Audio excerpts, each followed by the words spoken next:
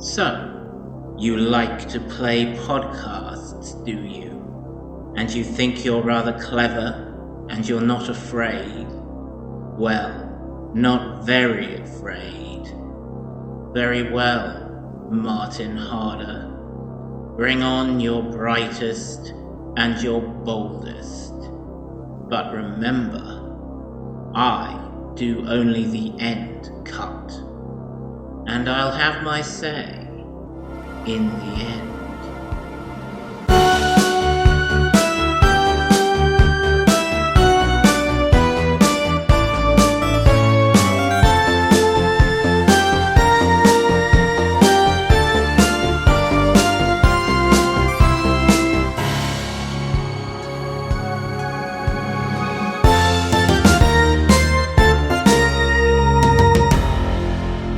Welcome, listeners of Illusion to Temporal Discussion, the episode-by-episode Nightmare retrospective podcast. I'm Martin Harder, and I can't get a tune out of a tin whistle. I'm Kim Stewart-Crossley, and I'll go deeper and bypass your first line of defence. And I'm Martin Odoni, and I am totally disgusted with the way Kim talks and double entendres like that. If she wants a lesson in how to host a podcast cleanly, I will give her one.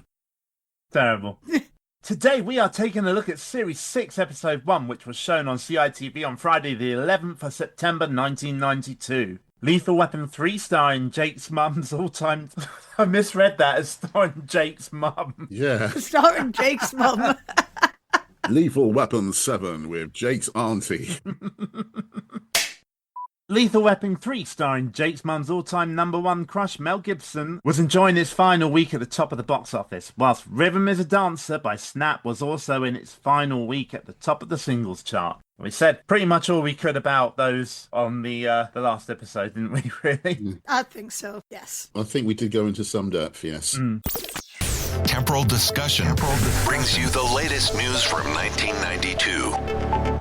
On the 11th of September itself, the day Season 6 began, another disaster as Hurricane Iniki hit Hawaii, killing 3 and injuring 8,000. Bit of a pattern for that in 1992, wasn't there?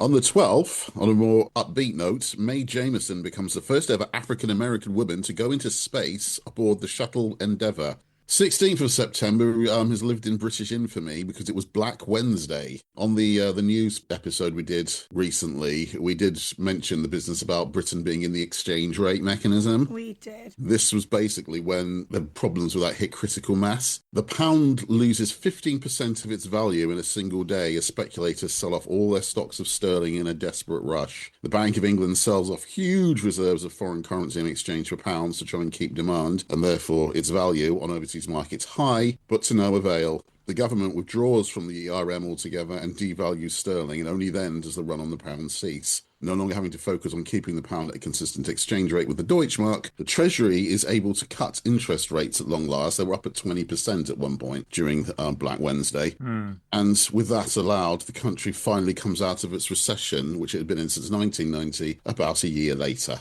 The following day, rather maddeningly for the British, but very happily for the Dutch, the Amsterdam Stock Exchange hits an all-time record high of 8.8 billion guilders. Nice for some. How much is a guilder worth, or how much was it worth at the time in pound sterling? A pound was about 2.5 guilders. Okay. I remember it's a guilder is 2 euros today. That they use the euro these days rather than the guilder. And now time turns. The recording light burns. Timeout is gone. The podcast is on. So, you like to play games, do you? And you think you're rather clever? And you're not afraid? Well, not very afraid. Very well, Dungeon Master. Bring on your brightest and your boldest. But remember, I play only the end game. And I always win, in the end.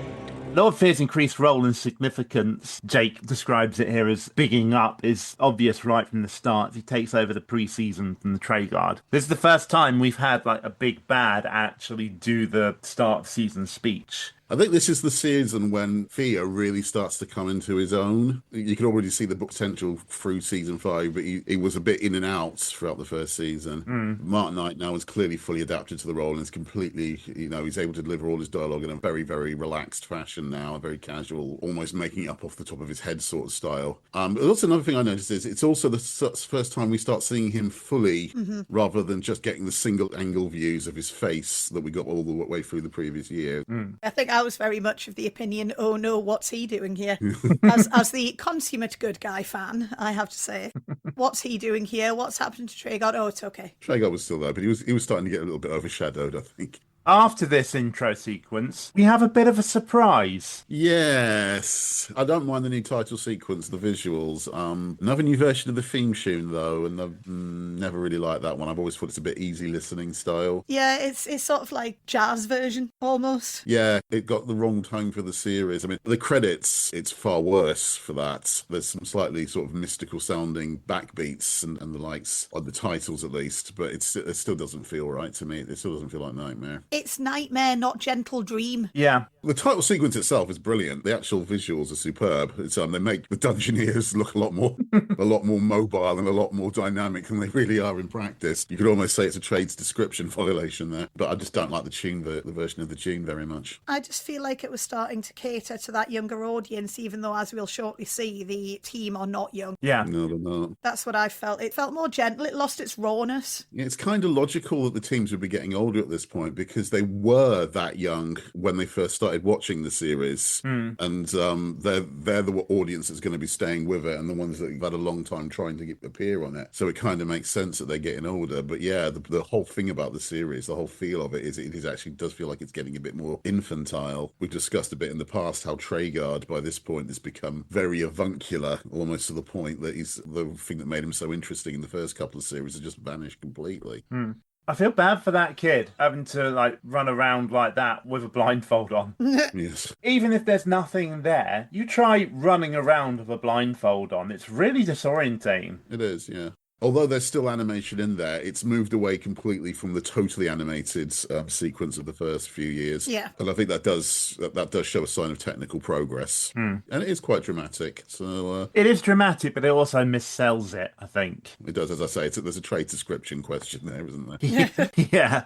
I do like this series, there is a lot to like about this series. Yeah, I'd say a lot of the kinks in seasons 4 and 5 have finally been ironed out here. But it also still has a lot of other problems. But we'll get to them as we get to them. We are into what I call the death of 1,000 cuts now. I say I'm a season 1 to 3 queen, so I'm like, ugh, we're outside again. Yeah. If I fancy just sitting down and watching Knightmare on my spare time, it's always going to be episodes from the first 3 seasons for me. Yeah. I'm sorry, I'm just like that. Big a fan as I am of Lord Fear, the simple fact is, well, like I say, we'll come to it shortly. What my problem is, the problem comes to the fore in this very episode. I don't think we'll ever come to what your problem is. This is a note I think we skipped over here.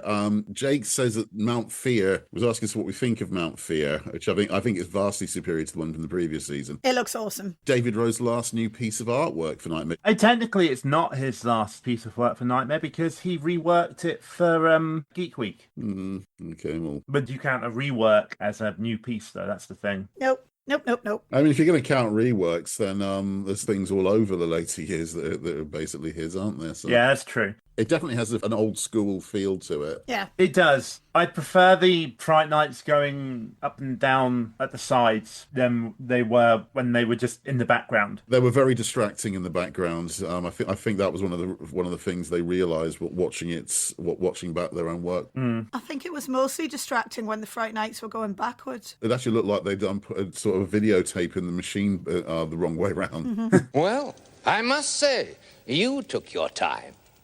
He's gloating, Lord Fear. He's gloating already.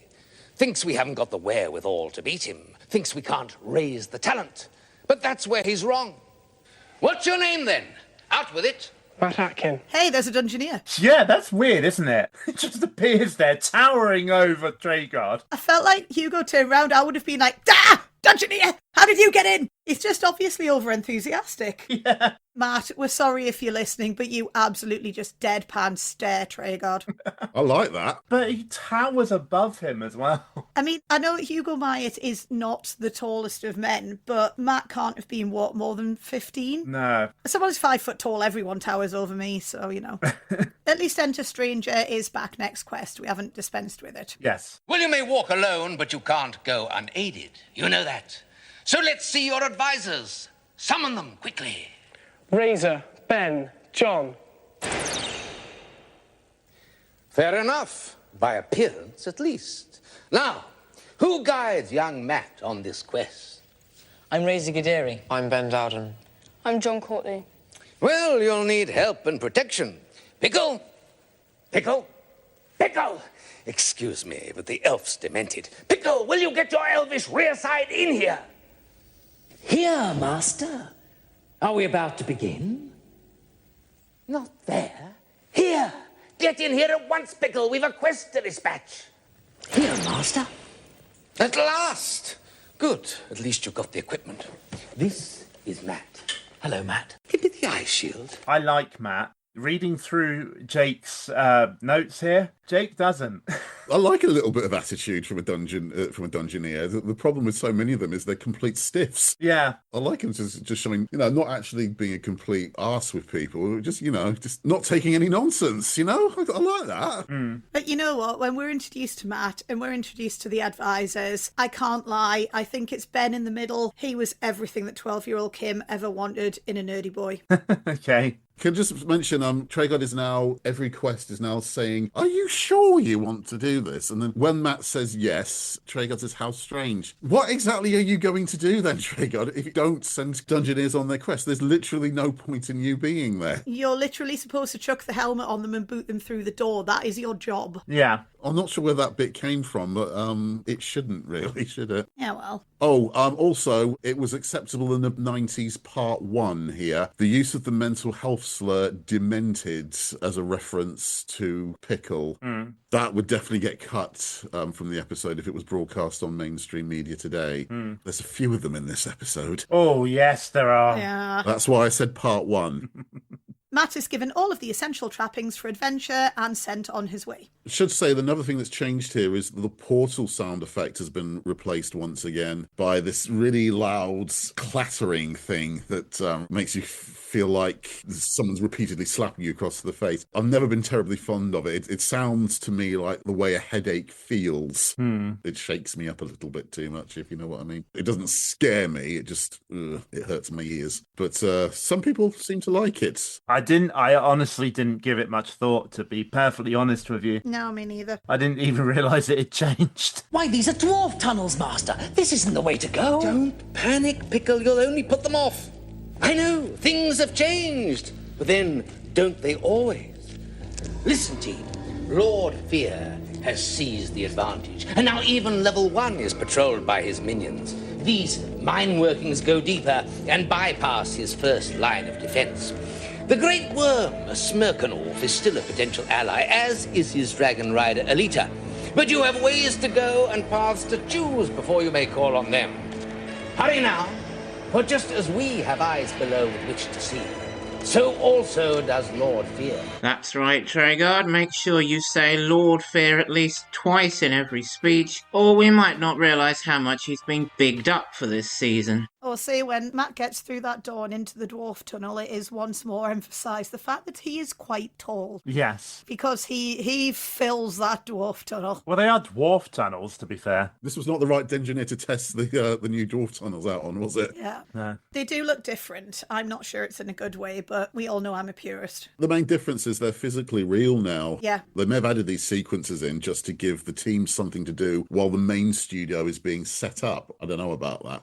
But seeing the corridors and all their reinforced plastic glory like this actually makes them feel less convincing than the animated ones from 1989. Yeah. If it wasn't for that OTT scary music in the background, there would be no tension in those sequences at all. Hard disagree. I actually really like the new dwarf tunnels. I like the old dwarf tunnels as well because it was an early computer graphics thing, which the kind of thing that interested me at the time. But I think these are more dynamic. Yes, it looks like a set, but what doesn't on kids' TV? No, I feel like the original dwarf tunnels, for some reason, well, except when they sped up the walking, they made it feel threatening. With this, it feels like the only threat is walking into a wall. The originals were more dynamic because the background was sort of rolling past the camera behind the Dungeoneer. Here, it's just a stock position. The camera is moving around behind the Dungeoneer, but the Dungeoneer is blocking the view half the time. I find the new ones do come into their own when there's a second character involved. Yeah, that helps. Yes. Partly because it takes your attention away from the fact that it's a plastic housing. You're a plastic housing. The Dungeoneer is very, very obviously walking around in a circle. Yeah. Another thing it does have over the animated ones from season 3 that we should say in the defense is you can change direction in them now. You couldn't do that in the season 3 ones. You just carry on walking in a straight line.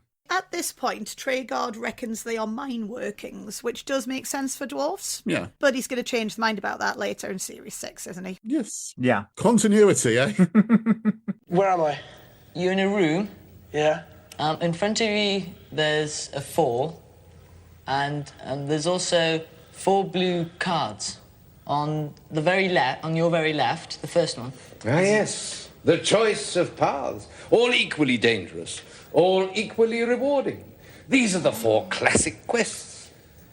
The cup that heals, the sword of freedom, the shield of justice, and the crowning glory. Choose just one, and choose your pathway into peril. Got this bucket on my head. I can't see the floor below. My friends are shouting at me. Where am I supposed to go? The cup, the crown, the sword or shield. A future that my choice has now revealed. Hexagons rise up for the quest object I chose. I guess this is how my story goes. Jake's question here is, do you guys like the Hall of Choice? I'm guessing by your, oh, must we? I do like it, actually. It's a bit of old school KM architecture. It's a pity there weren't a few more like this from here on. I love the architecture. I don't like the MS Paint icons. No, that's true. I'm just really pleased that we've gone back to having an area where the team actually get to choose. I agree. I still think the Place of Choice was the best one. Absolutely. But I'm just glad that they're back. I would have liked the Spin Dizzy to be brought back for it, I must admit. They probably didn't want to actually bring the background of the Place of Choice to it, but they could have used something a bit like this and have the Spin Dizzy. I wonder if at this point they'd realise that you can't make kids jump off rotating discs. It might be. HSE rules might have been tightened to stop it, yeah.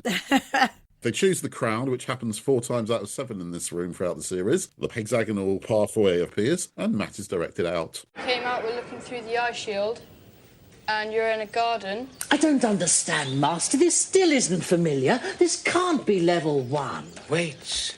Not familiar to you, Pickle, but to me, this, I think, is Homegarth. A border post that guards the way between fair paths and foul. Any house you find here is possibly the last safe house on your quest team. Advance with caution. And they find the last safe house. Yes. This sequence, just before we get in, just to say, this sequence is rubbish. Yeah. You'll find out why as we talk about it, but yeah, I want to make it, put it on record first. This sequence is awful. Totally. I mean, it started with him walking into a bush. That was the best bit. That was the nearest bit to it going right. This is actually an accurately reconstructed ironade roundhouse at the Chiltern Open Air Museum in Buckinghamshire. The Ice Shield sequence has done a brilliant job of hiding the electricity pylon that rises behind it. And that is the only time you will ever hear me utter the phrase, the Ice Shield sequence has done a brilliant job. Yeah, I was just about to say, it's really refreshing to be able to say something, say, well done, Ice Shield. So that's magnificent. It's an absolutely unique moment in my life. While Homegarth does appear again in 2 later quests, this is actually the only time a Dungeoneer goes into the roundhouse. The doorway is simply an exit portal in the future. Why do you guys think that might be? Like, there's no other exit. Well, because it's It's because the innards of the hut are dreadful. Nothing in it looks right. The floor looks like a strawberry blancmange that's been spilled. Matt looks like he's walking in front of a composite image, which he is. And the environment just feels totally dead. It's just nonsense. I like the theory of it, but there's only one door. They needed an exit portal from there. I don't know why they didn't just have one hand-painted on the back wall. Yeah. Everything else looks fake in that room, so they might as well have a hand-painted door composited onto the back of it and then have Matt go out that way. Yeah, it's weird having him turn round and go back. Yeah, it doesn't feel right at all, does it? No. It goes against everything we've ever learned. So I don't know if the photo they're using is the actual inside of this roundhouse. I do know, of course, having been inside this hut myself in real life. Yes, it is the real interior at the Chiltern Open Air Museum in Buckinghamshire. When I said in the script it is an accurately reconstructed Iron Age roundhouse, that does include outside and in. But yeah, the shot still makes the interior look fake and bad. Here's what I had to say about this whole thing. Matt has to turn back on his tracks to exit the house at the end of this scene, which maybe looks rather dodgy on Knightmare. I think I understated that rather. It definitely looks rather dodgy on Knightmare. The spongy pink stuff on the floor, strawberry blancmange, I lolled at that when I was doing my initial edit of this episode, doesn't really look as if the table or Matt are actually standing on it, which creates a weird effect. Would you have liked to see this setting with its hanging blanket, clay oven, and other sundry Iron Age accoutrements again? The gang didn't actually answer that question, listeners, but they made it abundantly clear. Obviously, they wouldn't have liked to see it again. I would, though. I would have liked to see the hut interior again, simply because one-time locations always irked me for some reason. I did think if a room or a location was going to be a part of Knightmare, we should see it at least twice, and of course we didn't always. I wouldn't want to see this horrendous-looking setup play out in the same way, of course. I would have liked another Dungeoneer to enter the roundhouse, find it with a completely sorted-out floor, all the blancmange cleared up, and also a door pasted in there so that they could then exit without going back on their tracks. There is no turning back. The last comment I had about this was, I was knocked for 6 when Matt came back out the same way he entered when I first watched this episode when I was 9 years old. A confession here, when Matt first entered the hut, I thought the clay oven must be the door. You can see it on the far right of the screen. I thought that was a little door like we got back in Series 4 with Nikki and Dickon, and there'd be a downer pill or something on the table that Matt would take in order to get out of there.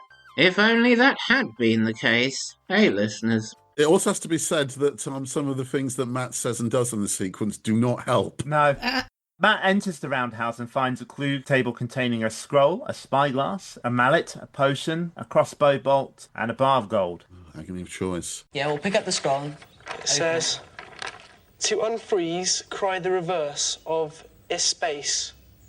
To cross, take the uneven path. Matt says it says E-Space. No, E-Space is a parallel universe in Doctor Who.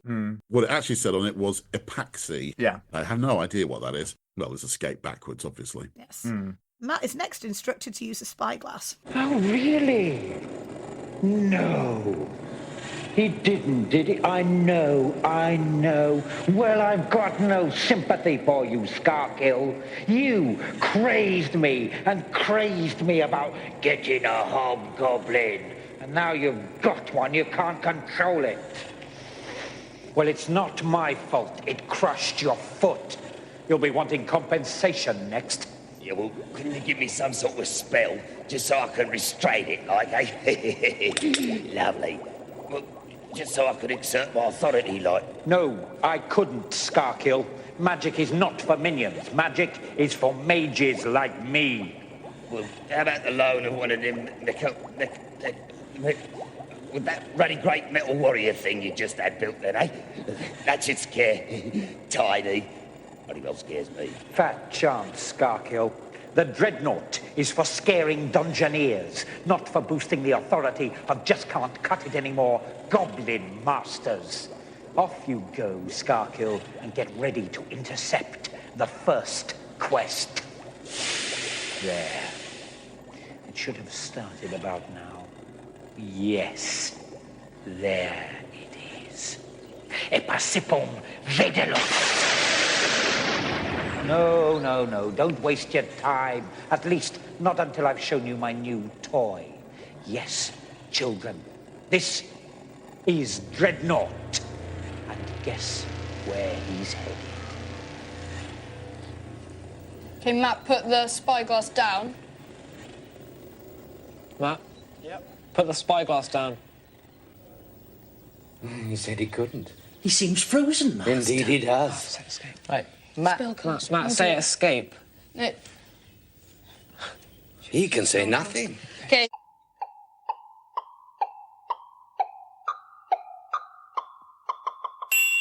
Spellcasting. ESCAPE.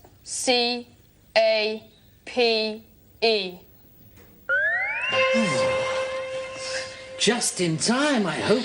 That dead wart thing looks like a nasty brute, Master. Yes, I think he called it Dreadnought, actually. Some sort of mechanical device powered by magic. Quite illegal, of course.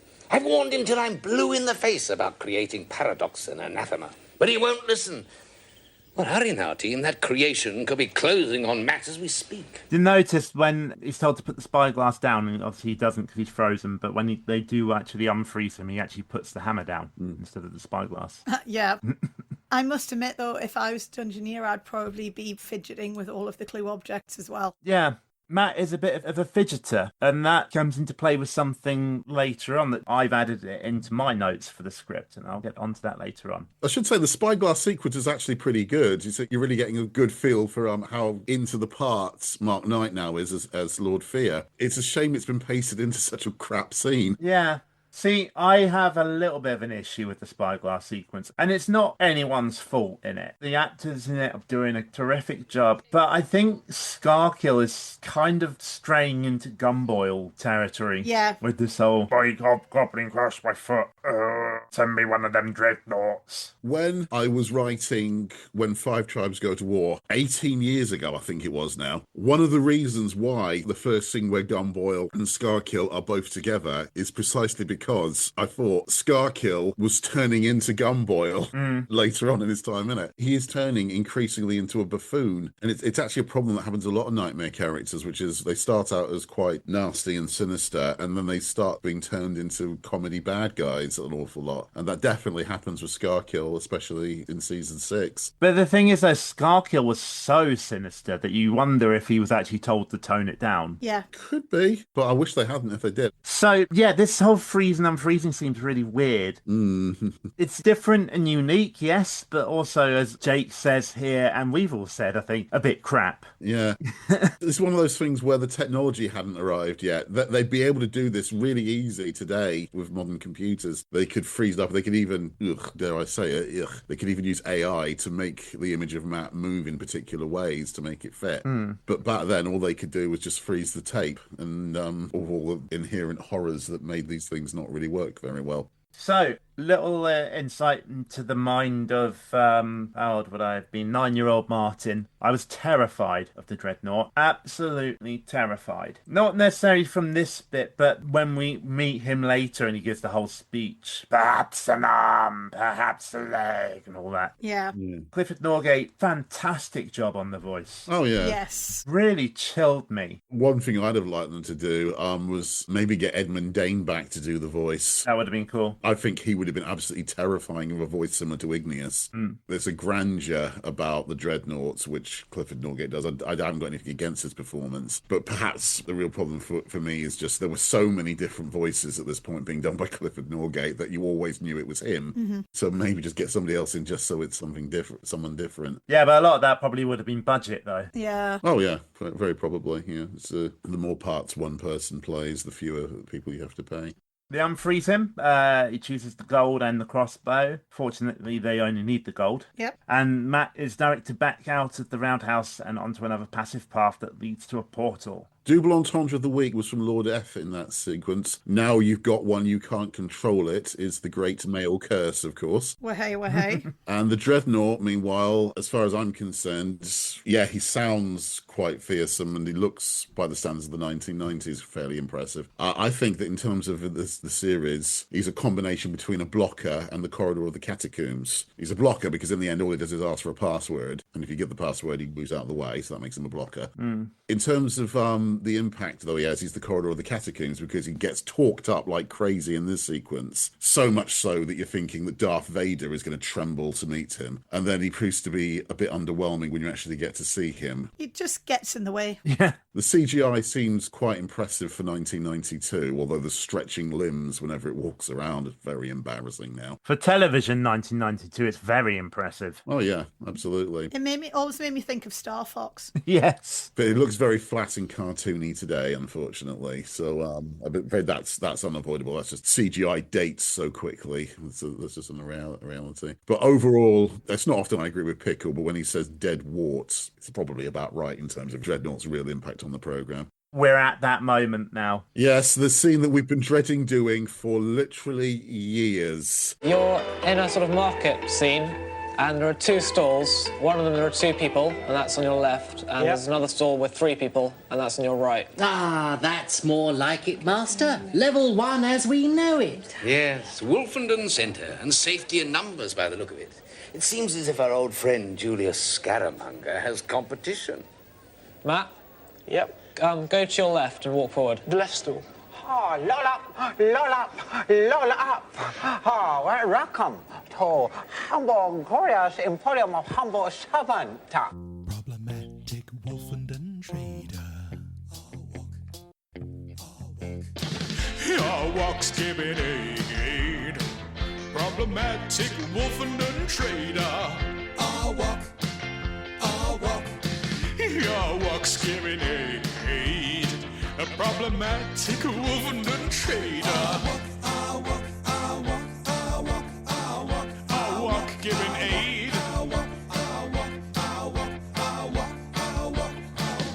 We need to acknowledge our walk properly here, because this is the first time he appears and it's important to give the character some context. Arwok, as his name suggests, is a broad caricature of a Chinese trader portrayed by Mark Knight, with an intention that it's meant to be light-hearted and affectionate. Even so, the character reflects the attitudes and blind spots of the era in which he was created, attitudes that were harmful then and are recognised as unacceptable now. There was no malice behind the performance. Mark Knight does a fantastic job, it's well written. No one involved set out to demean or stereotype, but intent doesn't raise impact. By addressing it openly now, we can acknowledge the problematic elements without repeatedly interrupting the story to do so, and we can give the character's place in the narrative the context it needs. Yeah, that's all that needs to be said, I think. Yep. For me, Arwok is what makes season 6 the talons of Weng Chiang of Knightmare. It didn't mean to be racist, but it just was. You know, and it's very much, it was acceptable in the 90s part 2 here. Arwok is affable. He's honest for a trader in Knightmare as well. Certainly more honest than Scaramanga. So you want to like him. Yeah. But we also have to be honest about it ourselves. His accent and appearance are incredibly offensive. Even the music used at the start of the scene is a bit caricature. We're not going to dwell on it every time he appears, but we have to discuss it now and get it out of the way, I would say. It's definitely not right. We did, I'm just going to end it by saying we did pull Tim Child up on this when we interviewed him, and he did give a very good answer, so go back and listen to that interview. Yeah.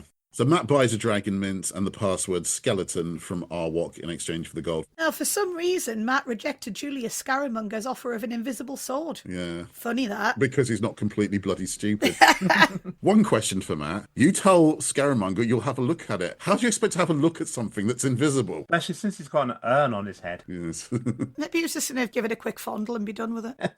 You're in a room with take a step to the left. with numbers. Just take a step to the left. Master, the path ahead is clear. But what is that, suspended over the causeway? Yes, I'm afraid this is one of Lord Fear's nastier innovations. When the sword of the Fright Knight reaches the red dot, parts of the causeway will fall away. Stepping on the numbers that I think are gonna hold. My every single move is a story to be told. Stepping on a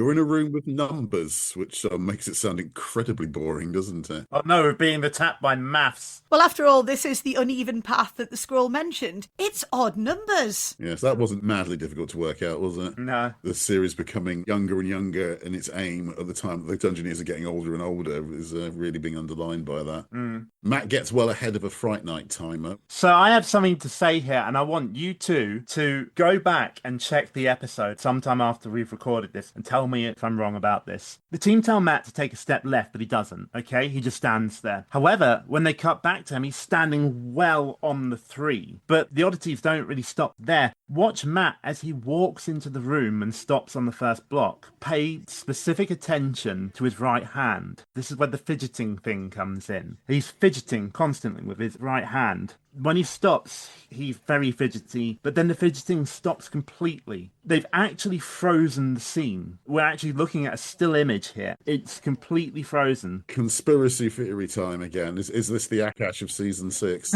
So Matt did in fact sidestep to his left, and for some reason they chose not to show it. Also, I noticed when my wife and I were watching this a few hours ago that the falling block animation doesn't actually continue down far enough. The edges of blocks can still be seen at the bottom of the screen until the next set of animation plays, and I'm thinking maybe this is what we get for watching it on modern high-definition TVs instead of the old CRTs. A bigger frame. Yeah, I've got it on now and I can see that, yeah. What I don't get with the causeways in this season is that if the stones fall only when the sword hits the red dot, why don't the team just walk in a straight line straight to the exit and just ignore the sequence code altogether? I presume they would fall if they went on the wrong sequence as well. Yeah. I hope that is the case, because if it doesn't, I don't think the Fright Night sword actually adds anything to the causeway scenes at all. If anything, it makes them slightly more passive. Looking at the team, there's an awful lot of indecisive instructions being given here, some very awkward guidance. I do think when Jake suggests that they're getting away with it in that scene. I'm not fond of the number of causeway puzzles there are in season 6, and I do tend to roll my eyes a bit whenever I see that's causeway layout. I think I'll go back to what I said last season. It feels like first few episodes they just bring the toy out again Yeah. and overplay with it. When it comes to the manoeuvring, I think the whole clock face thing was a good idea, but it needed more work. They needed more practice with it. Didn't handle it brilliantly, but they got out with a bit to spare. Just keep on walking forward. Keep going. Just keep on walking Keep forward. going. Matt. Where am I? You're in a room, Matt, with there's a door on your left. Yeah. And immediately in front of you, there's something on the floor. Do you want to walk over there? What is it, Matt? It's a piece of bread. Hashtag knapsacked. This is the first time a Dungeoneer has actually knapsacked anything at all since Duncan was with the level 1 blocker. So it's been a while. As I'm sure you, like Martin H, remember, listeners, this is because Kelly was given no food at all throughout her quest, as was discussed at some length on the final 2 episodes of the previous season. We are getting to another point now that we don't want to talk about. Yes. I hate it. But there is one good thing about it. It's not a pie. Again, it feels like, I don't know how to say this without being insulting, so I'm just going to insult. Knightmare is being dumbed down. Yes. It is, yeah. And I f***ing hate that. I go very Gen X on all of this malarkey, but kids don't need to be coddled. I agree. I think we probably should explain to the listeners what we're talking about, just in case they don't know. Nah, leave them in suspense. One of the most famous things about Knightmare that people still remember is the Life Force clock from series 1 to 5. Iconic, yes, that's the word. The vision of a child's face with the skin slowly peeling away to reveal a skull, which then breaks away itself until just the eyeballs remain. It is macabre, chilling, it is iconic, it is macabre, has now been replaced with a walking animation of a knight with the armor falling off, revealing a skeleton. Still quite creepy. It's a matchstick animation. Yes. You can't take away that iconic thing and replace it with a clumsy undead. I like it in one respect, which is the one that the reason why they introduced it. It's less linear than the old one. You can just keep that walking animation recycling indefinitely. I was just going to say exactly the same thing. You can remove bits of the armor whenever you like to, just to make things a bit tenser. They should have found another way of doing it, you know? Just if you're going to have a walking figure, okay, let's have a fleshed up figure underneath, and after the armor's gone, just like the original clock, bits of skin start falling off, and then it reveals the bones underneath it, maybe. That way also, you can retain the green, amber, red life force condition. By doing what they did, they've made it very difficult to establish where the boundaries are between green, amber, and red, so they just got rid of that altogether. I just don't think that's the way. I think that's just too fundamental to Knightmare to get rid of it in the way they did, or to lessen it, to lighten it down in the way they did. With the skeleton, it does at least keep that suggestion of death. I mean, they could have done something really stupid, like replace the whole thing with pie. Oh, who would do that? My goodness, what a ridiculous idea. I mean, I like pie, I just don't need it in Knightmare. I feel like we need to reiterate again that there is a lot about this series that is good. I also feel like we need to reiterate that we actually like Knightmare and we're not just picking on children. Yeah, right now I feel like a Star Wars fan, you know. No one hates Star Wars like Star Wars fans. Oh, that's so true. We don't hate Knightmare, I promise. Oh, my poor lost sweetheart. How I love you. And yet I hate you. And yet I love you. And yet I hate you. And yet I love you. Kim, you are absolutely right. We're just about to see how fully mobile blockers really are. As this one slides into the room from off screen, apparently we've never seen that before. Yeah. And then advances. Kim, my fellow bookworm, this most certainly does back up what you said last season about blockers being fully mobile. And I hope you know you can always take my word for such things. Blocker walls have always been ready and waiting in place before, but now we're going to see one slide in from the side, demonstrating a whole new plane of movement. There's a wall in front of you, Matt.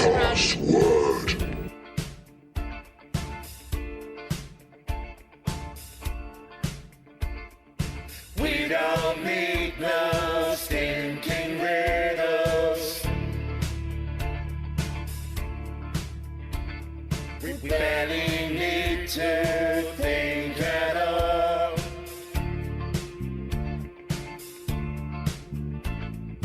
All we need's a single password. That's all we need to beat this wall.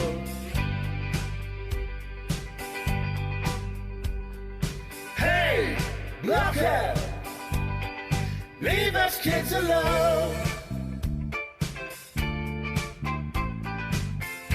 All in all, you're just another face in a wall.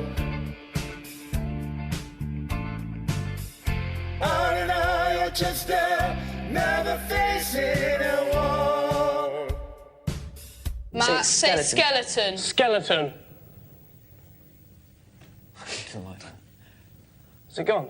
No. No. Okay. It's gone now.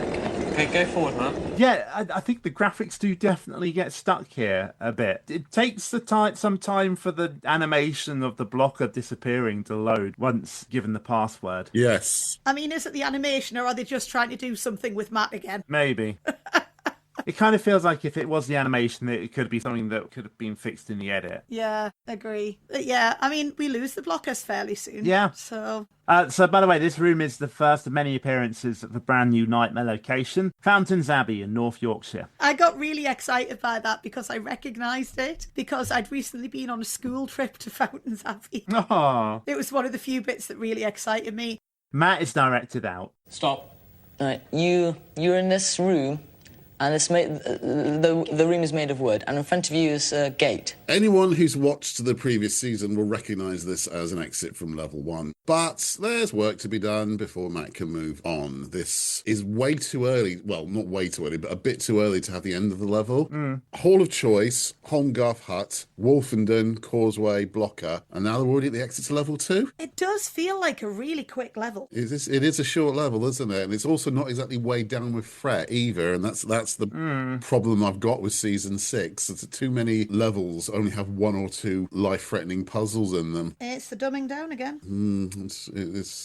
It may not have so much dumbing down that as just trying to speed things up. Maybe. Because the more threatening puzzles there are, the more time a dungeoneer has to spend in the same room, and they're trying to pace it up a bit. But the problem is, when they're doing is they're just reducing the number of rooms. And it feels like you're trying to do the 100-yard dash in 50 yards instead. Yeah. I think part of the problem is there's quite a bit of meandering by the team in this episode. It is slow, this one. I do think, without wanting to pick on the little kiddies, Matt, a little kiddie, it is them. They are a bit slow doing things. That may also be the reason why Matt is fidgeting a lot, because he's got a lot of nervous energy that he's not able to use up on actually dungeoneering. So he just fiddles around with things and waves his arms around just to work it off. Yeah. I think Matt has had the realization that he kind of probably really pushed to be the dungeoneer, and now he's actually realized it's probably the shittest part of it. I think it is that we get kids that clamour to do it, and then you're basically just a marionette with a bucket on your head. Yeah. So,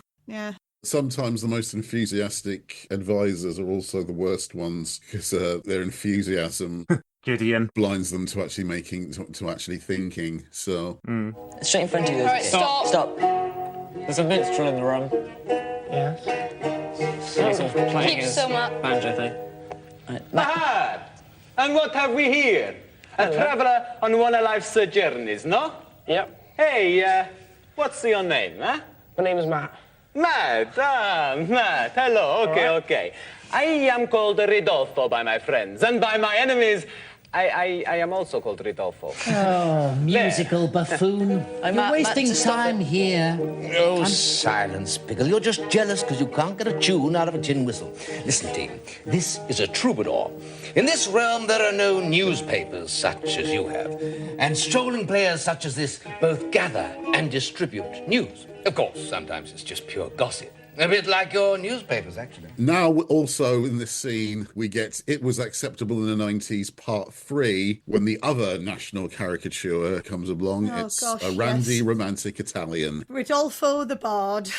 He's a troubadour. I'm not sure there's a difference, but Yeah. I don't think this one is, I'm not Italian, so I don't really know, but I don't think this one is quite as offensive as Arwok. Oh, it's definitely not as offensive as Arwok, but it's still a stereotype. Yeah. I think it's cultural rather than racial in this sense, but it's still not great. Still, again, a likeable character, which almost makes it more difficult. Yeah. Sometimes stereotyping isn't necessarily offensive, but it's lazy, and it encourages lazy thinking in the audience.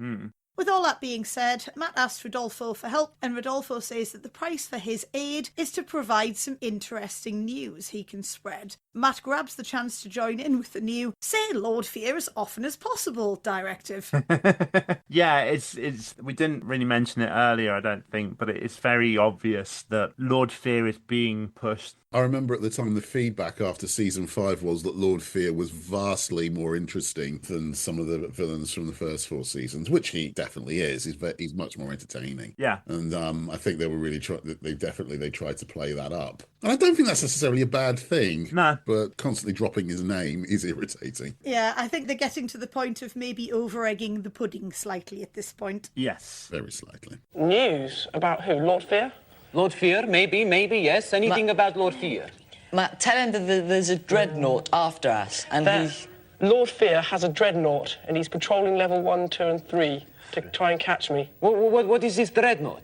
It's a big monster. It's a monster. It's a wooden monster that wants to kill me. Matt, tell him he's going to kill him as well. And it'll kill you if you don't watch out. Oh, Mamma Mia. Oh, Matt, thank you very much. I can use that, I think. Also, Matt, Dreadnought isn't made of wood. I think he may have been confusing memories of the description of the hut in the early scene. Maybe. I also have to say that Rodolfo here gets dumbest question in the history of Forever award. He asks Matt what he wants, and why would Matt be standing in front of the door if he didn't want to go through it? Oh, Rodolfo. That doesn't make him look like the brightest spark in the candle shop, shall we say. Could have just been wandering past. And then just standing there in front of the door. Just fidgeting with something. Yeah. Like, hey, nice door that I can't see. Yeah. So Rodolfo reveals that the door, at least in this one scene, is a musical door. How convenient. And what you need is the right key. play the right key.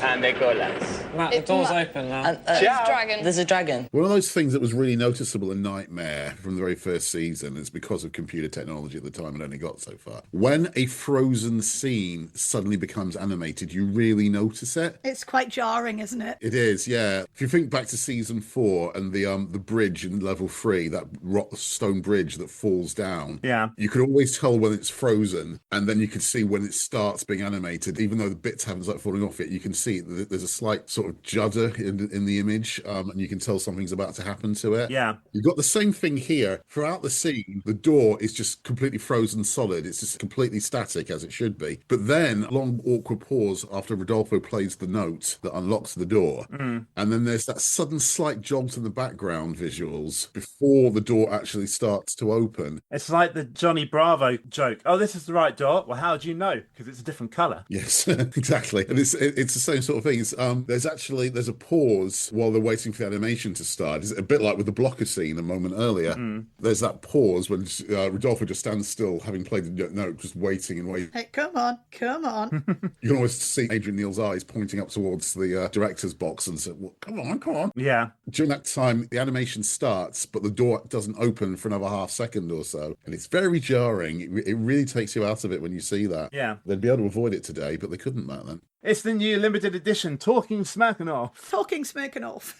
Yes. I actually like this. Yeah, this almost makes everything else okay. It irons out the problem with Smirnoff in season 5, which was that he didn't speak. These flight sequences were boring in season 5, and one of the reasons was because the Dungeoneers couldn't interact with Smirnoff. Yeah. Now he's talking, now he's got a voice. He can get a bit of back and forth, a bit of banter between him and a Dungeoneer. Mm. There isn't a great deal in this one, but it is much more interesting actually hearing him speak while they're going along. Yeah, and okay, it's Clifford Norgate again, and we've said before that probably does do a few too many voices here, but his voice really does fit Smirky. It does. Definitely. I do miss Owen the Welsh Dragon. It was actually also played by Cliff Norgate, yeah. Yeah, I like this one. Norgate gets the manner just right and avoids making Smirky too similar to the dragons from seasons 2 and 3. Yeah. He's haughty but not hostile, whereas Owen, Norgate made him sound a lot more genial. That would be okay, but it wouldn't be right for this. There needs to be just a little bit of tension between the dragon and the Dungeoneer. All 3 dragons up to this point have definitely had a superiority complex. Yeah. And I think that works rather well with them. But I think this is a sort of a middle ground one. The one in season 2 was really nasty. The one in season 3 was really, really kindly, although still clearly had a superiority complex. Right now, we've got somebody who's just in the middle, and that therefore makes you think, oh, maybe we're safe getting on the dragon's back. Are we sure we're safe getting on the dragon's back? But we've got to do it anyway. We've got to do it anyway, so happy landings! I like that effect. I think that's a massive step up from season 5, because those sequences were so dull at times. Yeah. It was needed, wasn't it? It was, yeah. In season 5, it was basically eye shield sequences in the air. Yeah. Yeah. Oh, well, stop them, Master. Stop them. I mean,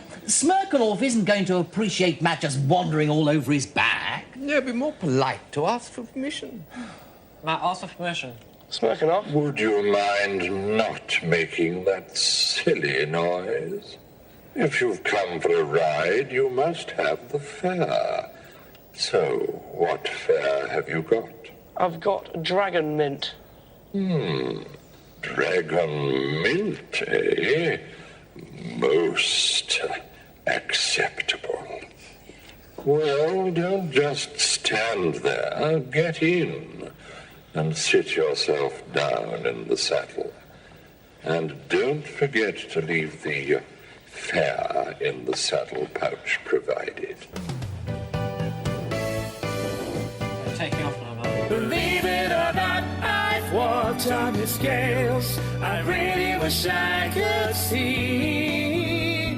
We're flying so high, I hope we don't fail. But could this dragon be? Believe it or not, it's murky.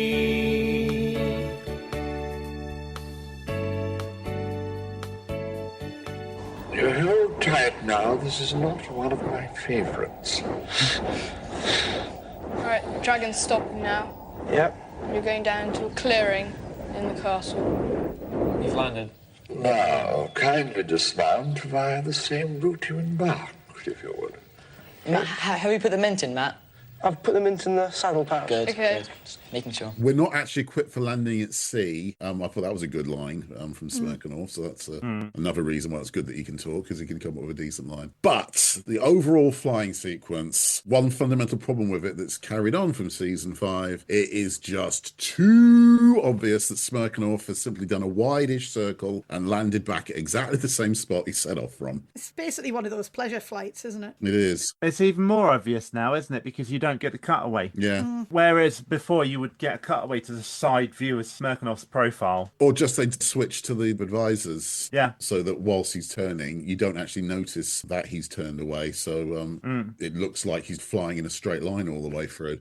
Yes, without the need for any form of passive path, thank all that's holy, Matt walks off Smirkanov's back and emerges straight into the level 2 clue room with no fanfare or anything. He's just there. A bit weird. I'm used to having a bit of level before the clue room. Yeah. Matt, you're in a room with a staircase right in front of you. Yeah? It looks to be like, I'm not sure what it is, but there's something to the right of you, and there's a wall with a number 8 on it. Do you want to walk over to the dustbin then? John's decided he does actually know what it is in the middle of the room. He's decided it's the dustbin. Yeah, it's clearly Bumptious forgot to call the council to get the rubbish collection done.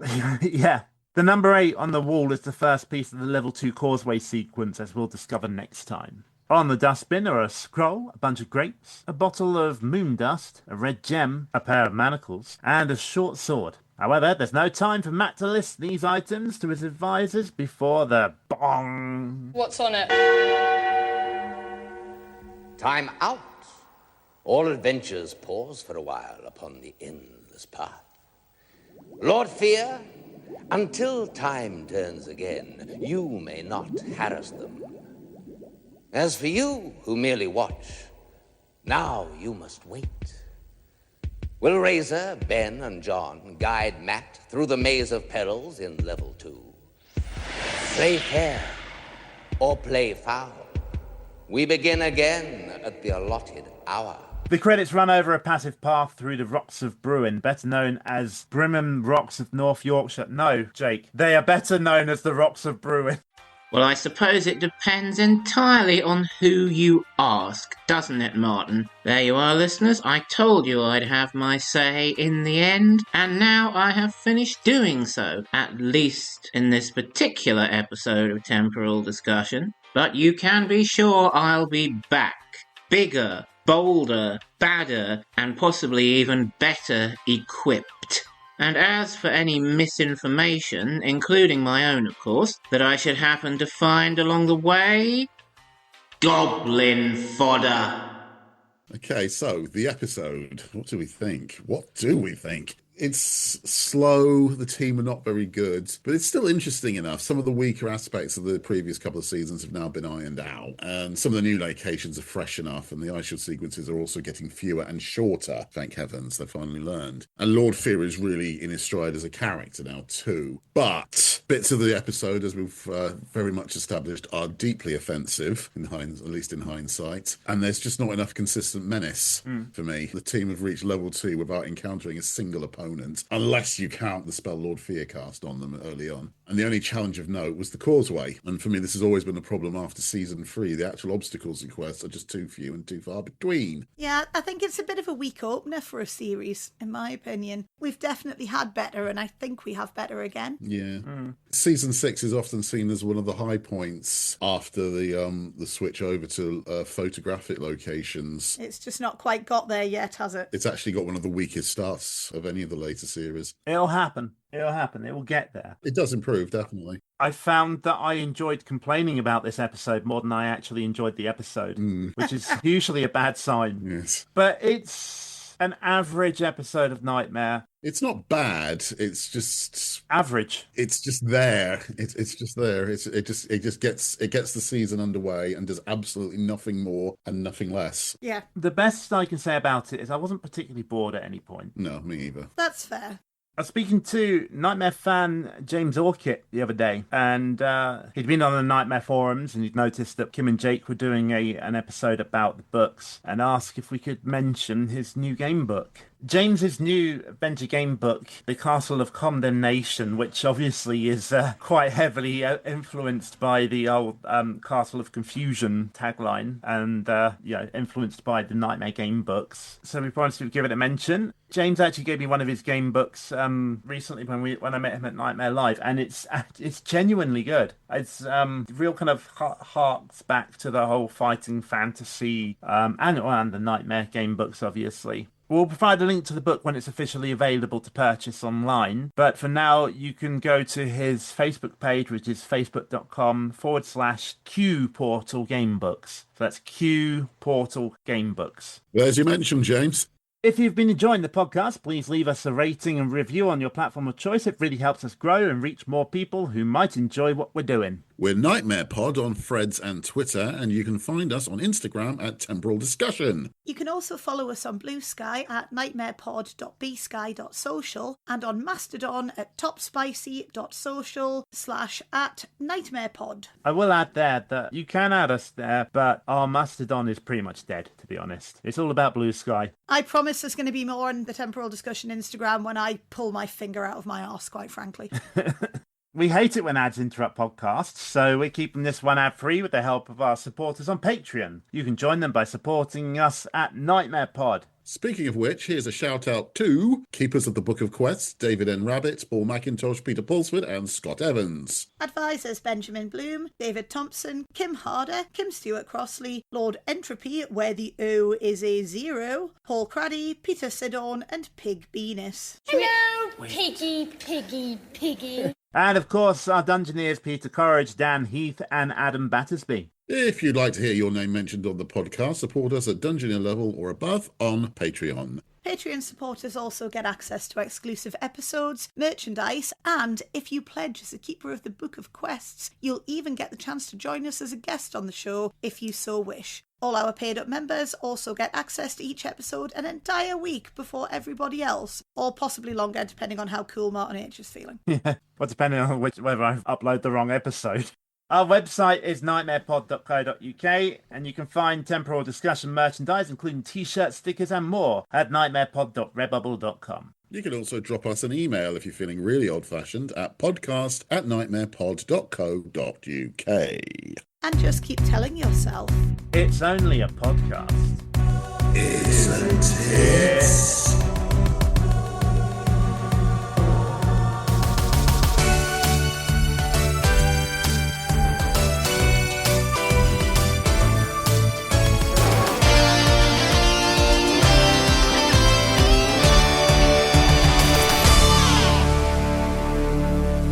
I've lost where I was now. Jake did tell me about this and remind me about this, and I've completely forgotten. Ah! Dungeoneer!